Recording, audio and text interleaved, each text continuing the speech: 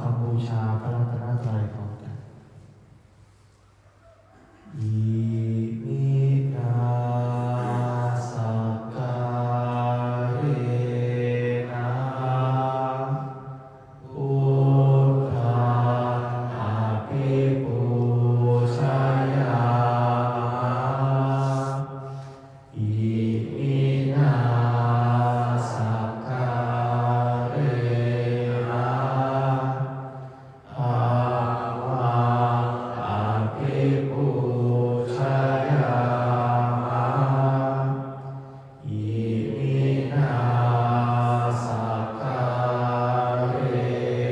ะสังฆังอภิปูชยามะอะระหังสัมมา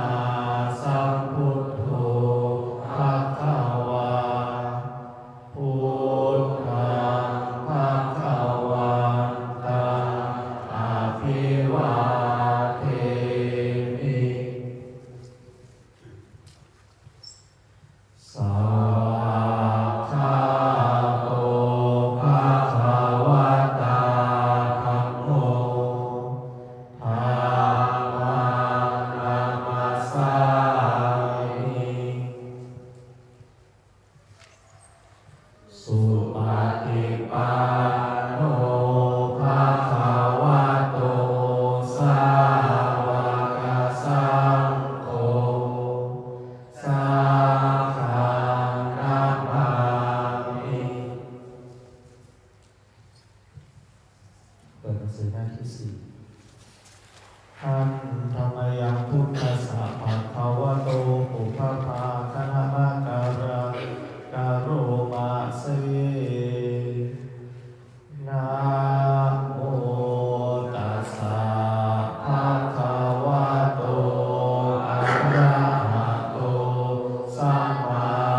สัมพุทธัสสะนะโมตัสสะภะคะวะโตอะระหะโตสัมมาสัมพุทธัสสะนะโมตัสสะ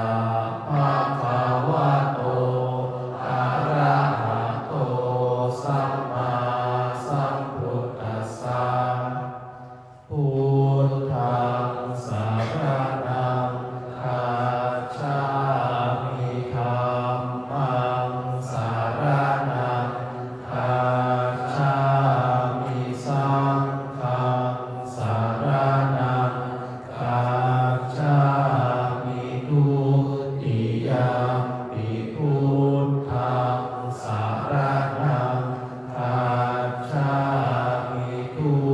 ติยมปิธัมมังสรณังคัจฉามิทุติยมปิสังฆังสรณังคัจฉามิตติยมปิพุทธังสรณังคัจฉามิตติยมปิธัมมังสรณังคัจฉามิตติยมปิสังฆังสรณังคัจฉามิธรรมที่พระพุทธเจ้าทรงแสดงไว้ เพื่อประโยชน์ของสัตว์โลก เป็นธรรมที่เห็นได้อย่างยิ่งสำหรับธรรมที่จะกล่าวต่อไปนี้ เป็นธรรมที่สามารถกระทำความสงบอันประเสริฐและสามารถประทานซึ่งสมบัติทั้งปวง เป็นเครื่องสงบเหตุร้ายทั้งปวง เป็นเครื่องป้องกันอมนุษย์และยักษ์เป็นเครื่องระงับความตายก่อนกำหนดเวลา เป็นเครื่องขจัดความเศร้าโศกและโรค เป็นเครื่องย่ำยีกำลังของข้าศึก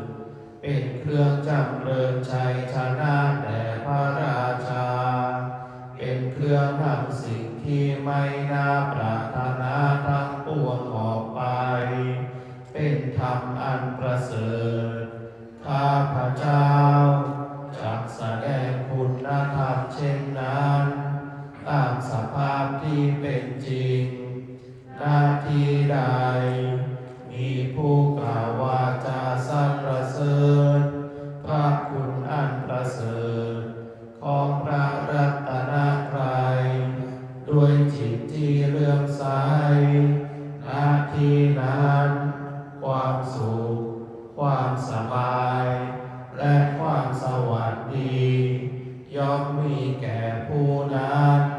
ตลอดกาลทุกเมื่ออิติปิโสภะคะวาเพราะเหตุอย่างนี้พระผู้มีพระภาคเจ้านั้น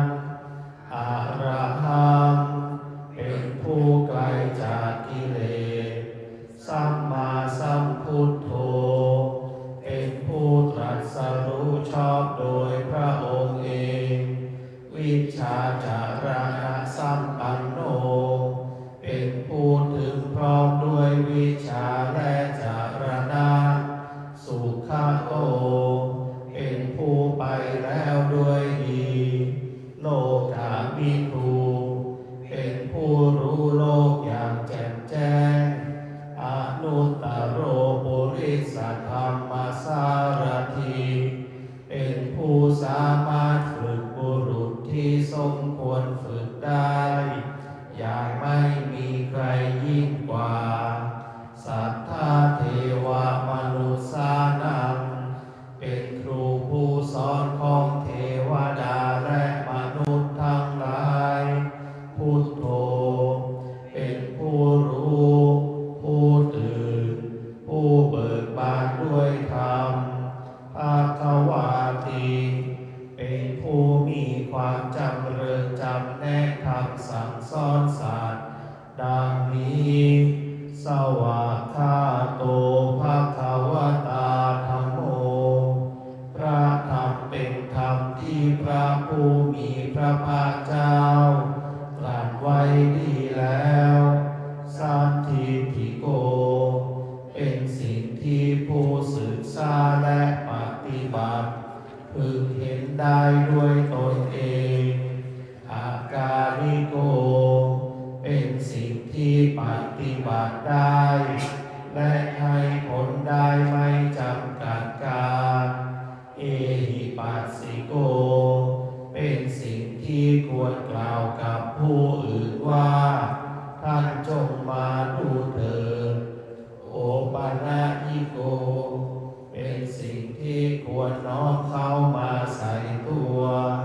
ปัจจตังเวทิตัพโพวินยูหิติเป็นสิ่งที่ผู้รู้พึงรู้ได้เฉพาะตน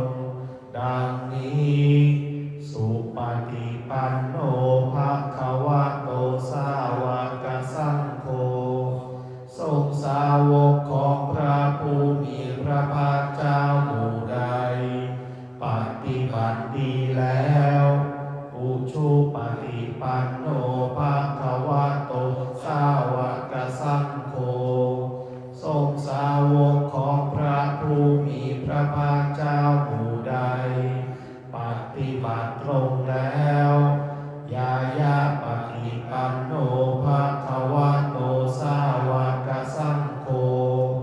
ทรงสาวกของพระผู้มีพระภาคเจ้าหมู่ใดปฏิบัติเพื่อรู้ธรรมเป็นเครื่องออกจากทุกข์แล้วสามีจิปฏิปันโนภควโตสาวกสังโฆทรงสาวกของพระผู้มีพระภาคเจ้าหมู่ใดปฏิบัติสมควรแล้วญาติธรรมได้แก่บุคคลเหล่านี้คือ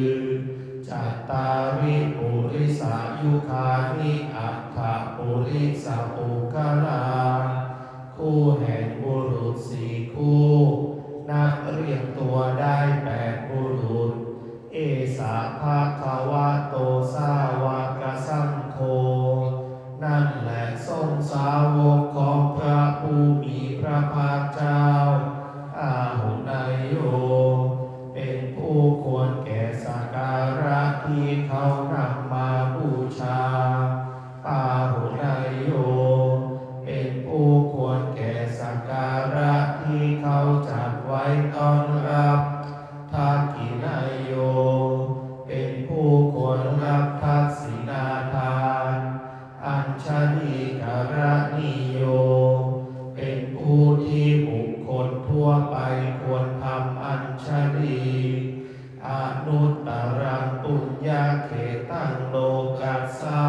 ติ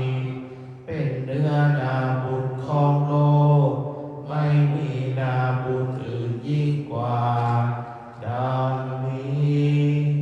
ชายันโตโพธิยามุลเลสักกายานังนันติวัตาโนเอวังตวังวิจัยโยโหหิจายาสุจายามังคาเรอปาราชิตาปัลลังเกสีเสปัทธาวิโภคาเรอาภิเสกิสัพพะพุทธานังอาคัปปันโตปะโมทาติสุนัขขันตังสุมังการังสุปาปาตังสุโหติตังสุขาโนสุโมโหโตจาสุยิทังพระมาจาริสุปัฏฐากินังกายกัมมังวาจากัมมังปัฏฐากินังปัฏฐากินังมโนกัมมังปานิทิเตปัฏฐากินังปัฏฐากินังอิกาตวานาราปัตตะเทปัฏฐากิเนสุโขพุทธานังอุปาโทสุขาสัทธัมมะเตสานาสุขาสังคัสสะสามัคคีสามัคคานาตาโปสุโขคันติโยเสโทชาเนตัสสามิเยโกตาปันทายิโนวิชาจารณะสัมปันโนโสเสโทเทวามานุเศรษฐิวาตาปติอาทิโจรติมาภาติจันติมาสันนาโทกัตติโยตาปติชายิตาปติพระมโนอาทัสสัพพะมโหรตังพุทโธตาปติเตชะสาโรทายาปารามาลาปาสันตุติปารา